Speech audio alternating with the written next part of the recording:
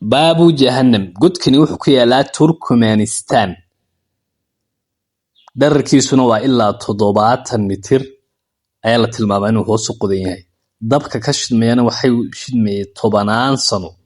sanadkii 1971 waqtigii midowgii Soviet markii ay gumaysanayeen Turkmenistan ayaa waxay bilaabeen shidaal baadhis iyagoo shidaalkii baadhaya ayaa waxay la kulmeen godkan oo ku yaala meel saxara ah waxay heleen shidaal laakiin nasiib darro shidaalkii waxa ka koreeyay dab kuwaasoo markaa cabsi geliyay dabkaas muhadisiinta iyo injineeradii Soviet-ka way sugeen ilaa muddo waxayna moodeen inay dabkan u dhamaan doono kadibna ay shidaalka la soo bixi doonaan laakiin nasiib darro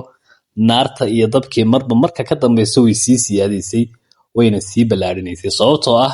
shidaalka dabka ka hooseeya ayaa mar walba dabka quudinayay dabkuna awoodiisa ayaa kor u sii qaadanaysay cimilada oo kulul darteed gaaska oo uu dab ka soo sareeyay evaporation badan bixinayay iyo inhiyaar dilaac dhulka ka dhacay darteedii ayaa ay iskaga wareegeen midowgii Soviet waqtigaas